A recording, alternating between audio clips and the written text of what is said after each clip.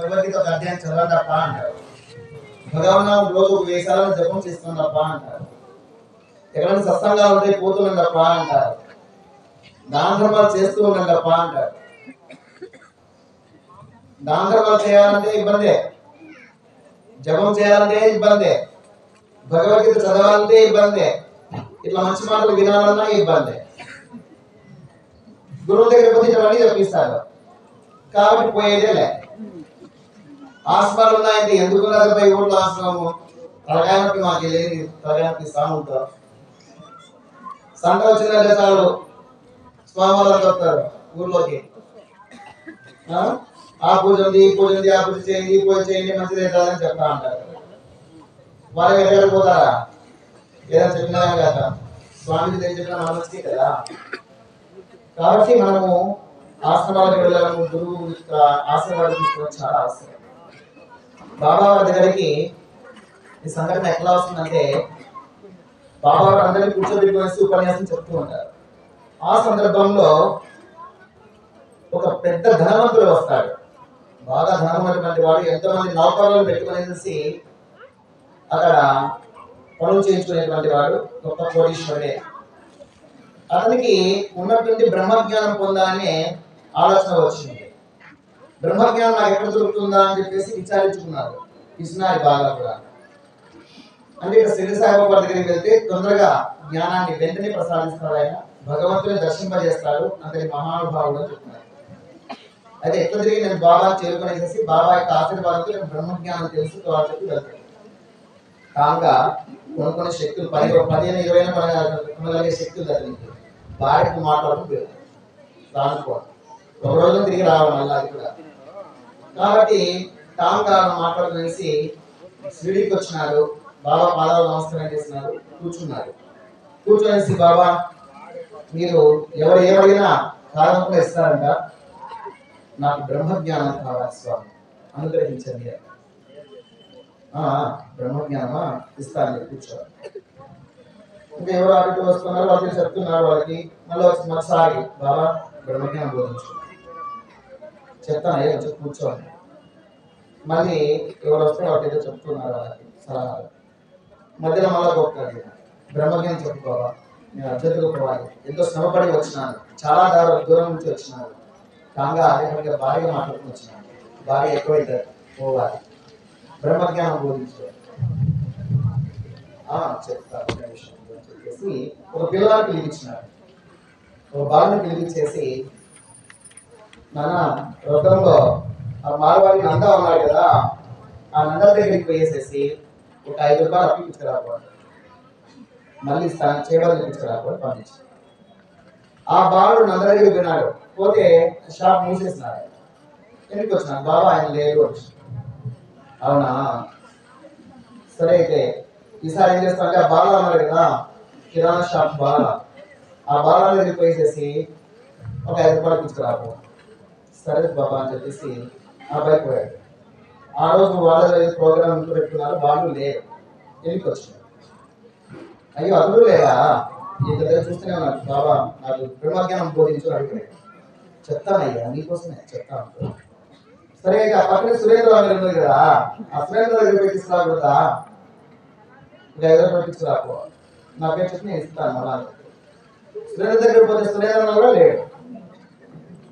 ఇట్లా 4-5 నెలలు పంపించినాడు. చివరి సుబ్బిశ్రీ దగ్గర కూడా పంపించినాడు. సుబ్బిశ్రీ 50 అంటున్నాడు. ఇదంతా చెప్తున్నారా, చూస్తున్నారా? బ్రహ్మజ్ఞానం లేదా? బ్రహ్మజ్ఞానం కోసం వచ్చినాయి. మళ్ళీ బాబా నాకు బ్రహ్మజ్ఞానం బోధించు మళ్ళీ అడుగుతున్నారు. అడుగుతుంటే ఈ సంభాషణ అంతా కూడాను స్వామీజీ చంద్రస్వామి వారికి స్వాగతం సుస్వాగతం. కోణ కన్వాశ్రమం మరియు పెద్ద గురువాపల్లి శివసాయి కృష్ణ గీతా మందిరం వ్యవస్థాపకులు శ్రీ చంద్రస్వామి వారు వేదికలు అందించవలసిందిగా ప్రార్థిస్తున్నారు. స్వాగతం సుస్వాగతం స్వామిజీ.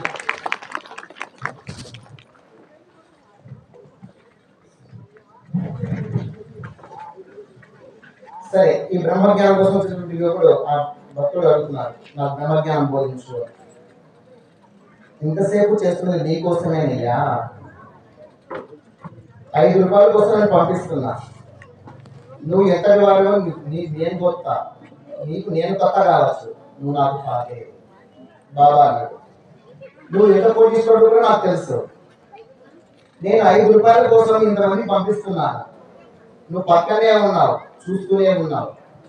నీ జేబులో 5 రూపాయలకు 50 ఇంతలు నోట్ల కట్ట రూపంలో, 10 రూపాయల నోట్ల రూపంలో నీ జోబులో ఉన్నాయి.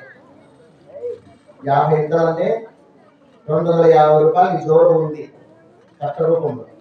10 రూపాయల కట్ట ఉంది నీ జోబులో. 5 రూపాయల కోసం 5 రూపాయల కోసం నువ్వు పంపిస్తూ ఉంటే నువ్వు కనీసం బాబా ఎందుకు అంత అవస్థ పడుతున్నావు? నా జోబులో ఉంది 5 రూపాయలు నేను ఇస్తాను అనలేకపోతున్నావు కదయా. అంటే బాబాకి ఏం తెలియదు అనుకుంటున్నాడు, సర్వజ్ఞుడు ఆయన, అర్థమైంది కదా. ఇతను ఎంత కోటీశ్వరుడో, ఇతని జోబులు ఎంత డబ్బులు ఉన్నాయో లెక్క పెట్టి చెప్పేసినట్లే. నీ జోబులో 5 రూపాయలకు 50 ఇంతలు ఉంది. 250 రూపాయలు నీ జోబులో ఉంది, 10 రూపాయల కట్ట. 5 రూపాయలు నేను కోసం ఇంతమంది పంపిస్తుంది, ఒక 5 రూపాయలు ఇవ్వడానికి ఎంత బాధపడుతున్నావు? దాన ధర్మాలు చేసుకోకపోతే నీకు పుణ్యం ఎలా వస్తుందయ్యా? గురువు దగ్గరికి వచ్చేటప్పటికి నువ్వు బ్రహ్మజ్ఞానం కావాలంటే అర్హతలు ఉండాలి, యోగ్యత ఉండాలి. యోగ్యతలు ఫస్ట్, ఆపదలో ఉండి అవసరంతో ఉండేటువంటి వాళ్లకు సహాయం చేసే మనసు నీకుందా? నీకు లేదు. పోనీ ఈశనాలు, ఈశనాలు అంటే ఏంటివి? ధనేషణ, దారేషణ, పుత్రేషణ. ఈ 3 మనిషిని ఏదో ఒకటి పట్టు పిలుస్తా ఉంటుంది. ఈశ్వర త్రయాలంటారు. వీటిని అధిగమించినప్పుడే బ్రహ్మజ్ఞాన్ని పొందుతుంది. నీ మనసును జయించినావా? జయించలేదు. మనసును జయించకపోతే నీకు మోక్ష జ్ఞానం ఎలా లభిస్తుంది? మనసు కోరినంత ఇచ్చుకుంటా పోతావా? ఇంద్రియాలను నిగ్రహించాలి, అది నీకు అర్హత ఉందా? ఈ ఇంద్రియాలను జయించలేకున్నావు, ధనం మీద ఆశయం వదులుకోలేకపోతున్నావు, నీకు బ్రహ్మజ్ఞానం ఎలా లభిస్తుంది? గురువు ముఖ్యం, గురువు యొక్క అనుగ్రహం ముఖ్యం. ఆ గురువు ఆశీర్వాదం నీకుందా? అది పొందడానికి కనీసం 5 రూపాయలు ధారాళంగా ఇవ్వలేకపోయావు, ఈ గురువు అనుగ్రహం ఎలా లభిస్తుంది? అలాగే భగవంతుడి కృప కలిగి ఉంటేనే నీకు మోక్ష జ్ఞానం కలుగుతుంది. కాబట్టి ఇది ఏది ప్రపంచంలో కనబడేది శాశ్వతం కాదు, భగవంతుడు ఒక్కడే శాశ్వతము. ఈ మానవ జన్మ వచ్చింది పుట్టి పెరిగి వివాహం చేసుకుని పిల్లలు కని వాళ్ళని వృద్ధి చేసి వాళ్ళకు పెళ్లిళ్ళు చేసి ముసలం అయిపోయేసి పశుపక్షాదులాగా మనం కూడా చనిపోవడం కోసం కాదు మానవ జన్మ వచ్చింది. మోక్ష జ్ఞానం పొందడానికి, మోక్షాన్ని పొందడానికే తప్ప ఇది ఏది కూడా శాశ్వతం కాదు తెలుసుకో అని చెప్పేసి బాబా వారు అతను కేంద్రంగా చేస్తున్న అందరికీ బోధించారు. కాబట్టి భగవత్ సంబంధమైనటువంటి కార్యక్రమాల్లో మ్యాక్సిమం ఎంత వీలైతే అంత ఎక్కువగా పాల్గొనాలి. మనకు డబ్బు సంపాదనలో 100 రూపాయలు మనకు సంపాదన జరిగిందంటే 100 రూపాయలు 90 రూపాయలు వాడుకొని 10 రూపాయలకు దానం చేసుకోవాలి. 1000 రూపాయలు సంపాదించిన 900 మన సంసారానికి వాడుకోవచ్చు. 100 రూపాయలు అంత దానం చేయాలి. 10% ముందే తీసి పెట్టుకుంటూ ఉంటే ఇటువంటి పుణ్య కార్యక్రమాలకు ఏ ఇబ్బందులు ఉండవు. బియ్యం వాళ్ళు వంట చేస్తుంటారు, ఆ వంట చేసేటప్పుడు కొద్దిగా ఒక బియ్యం పక్కన తీసి పెడితే చాలు. మనం ఎన్ని వంట చేయాలనుకుంటున్నామో ఇక్కడ రోజు కొత్త తీసి పెడుతున్నామంటే ఇలాంటి కార్యక్రమాలు వచ్చినప్పుడు ఇవ్వచ్చు. లేదా ఇంటికి ఎవరైనా భిక్ష కోసం వస్తాడు, వాళ్ళకి ఇవ్వడానికి ఇబ్బంది ఉండదు, దాంట్లో తీసి ఇవ్వచ్చు. అలాగే డబ్బులు వచ్చినప్పుడు 100 రూపాయలు 10 రూపాయలు లేక పక్క తీసి పెట్టేసుకుంటే దాంట్లో మార్చేయాల్సిన సందర్భం వచ్చినప్పుడు ఏ ఇబ్బంది లేకుండా దాంట్లో మార్చేసుకోవచ్చు. కాబట్టి బాబా విషయాలు చెప్పడానికి చాలా ఉన్నాయి.